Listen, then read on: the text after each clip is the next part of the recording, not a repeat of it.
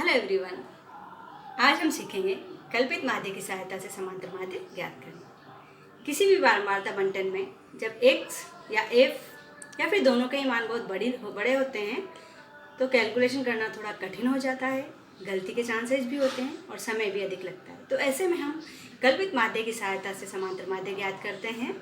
Video बहुत ही interesting होने वाली है, तो आप एंड तक वीडियो को देखें, चैनल को सब्सक्राइब करें और कोई भी डाउट हो तो कमेंट बॉक्स में कमेंट करके पूछ सकते हैं। तो हम बिना टाइम वेस्ट किए अपने सवाल पर आते हैं और सीखते हैं कल्पित माध्य की सहायता से समांतर माध्य ज्ञात करना।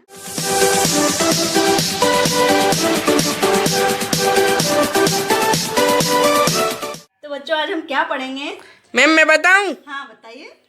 कल्पित माध्य की सहायता से समांतर माध्य ज्ञात करना। Very good. तो आज का हमारा सवाल है, वर्ग हमें दिया हुआ है, बारंबारता हमें दी हुई है, तो हमें सबसे पहले इसका मध्यमान निकालना है। मध्यमान निकालने के लिए जो तरीका है वो है निम्न सीमा में ऊपरी सीमा को जोड़कर 2 का भाग लगाया जाता है। जैसे हमारे पास यहाँ 40 है और 50 है, 40 और 50 को जोड़ने पर 90 आता है और जब हम 2 का भाग लगाएंगे तो हमें 45 प्राप्त होता है। इससे भी अगर सीधा तरीका आप मध्यमान का देखेंगे तो वो है कि इसका जो वर्ग अंतराल है उसको पहले देखेंगे कि वर्ग अंतराल हमारे पास 10 का है। सिर्फ हम वर्ग अंतराल में 2 का भाग लगाएंगे तो हमें 5 प्राप्त होता है।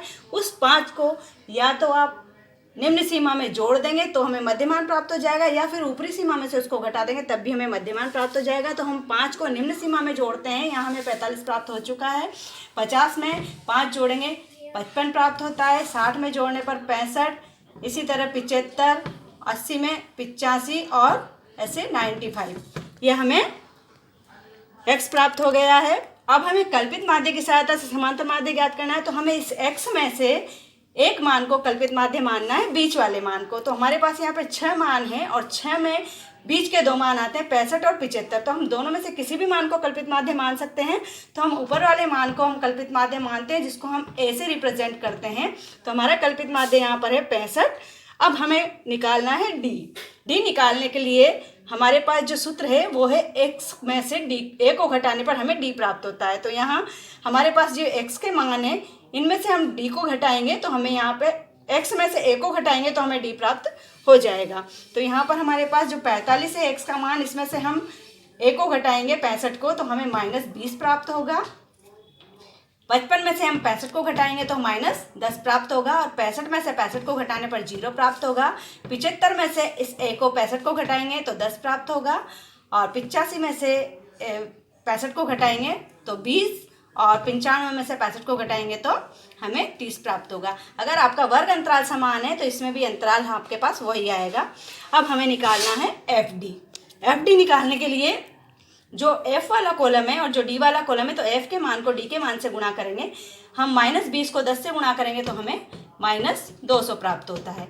25 को -10 से गुणा करेंगे तो -250 और 28 को 0 से गुणा करेंगे तो 0 प्राप्त होता है। 12 को 10 से गुणा करेंगे तो ये प्लस का 120 है और 10 को 20 से गुणा करेंगे तो 200 और 30 को 15 से गुणा करेंगे तो 15 तिया 45, 450 हमें प्राप्त होता है। अब हमारा जो सूत्र है समांतर माध्य का, जो सूत्र है कल्पित माध्य वाला, वो है x बार बराबर a plus sigma FD upon sigma f। तो हमें सिग्मा में योगफल, तो हमें f का योगफल निकालना है। हम इसको जोड़ेंगे 10 और 25 35 और 45 55 65 75 85 और 15 100। तो सिग्मा f हमें प्राप्त हुआ 100। सिग्मा FD का मान हमें निकालना है। माइनस वाले को जोड़ेंगे -450 और प्लस वालों को जोड़ेंगे तो 400 500 600 770 और इसमें से इसको घटाएंगे तो हमें प्राप्त होता है 320। हम यहाँ पर इसको लिखेंगे। कल्पित माध्य हमारे पास 65 है, सिग्मा f 100 और सिग्मा FD 320। इसको हम सूत्र में अप्लाई करेंगे। a 65 प्लस सिग्मा FD का हम मान रखेंगे 320 अपॉन सिग्मा f का मान 100। 1 0 से 1 0 को काटेंगे 65 प्लस 32/10। इसको आगे और नहीं काटेंगे क्योंकि 10 का भाग लगाने पर हमें यहाँ पर प्राप्त होगा 3.2। 65 में 3 को जोड़ेंगे तो 68.2। तो हमारा जो समांतर माध्य प्राप्त हुआ 68.2। मैम इतना सही है क्या? बिल्कुल, बहुत सीधे तरीके से आपको ये समझ में आ गया होगा। यस मैम, बहुत अच्छा आ गया। ओके, मैं तो टॉप मारूं। मैम इसका एक मेथड और है ना शायद? बिल्कुल बेटा, वो है पद विचलन विधि से समांतर माध्य ज्ञात करना। तो मैम वो आप हमको सिखाओगे क्या? हाँ जरूर, हमने उसकी भी एक वीडियो बनाई है जिसका लिंक मैं डिस्क्रिप्शन में दे दूंगी। उससे तुम जरूर सीख जाओगे, तुम्हें सीखने की बहुत ज़्यादा ज़रूरत है। अरे मैम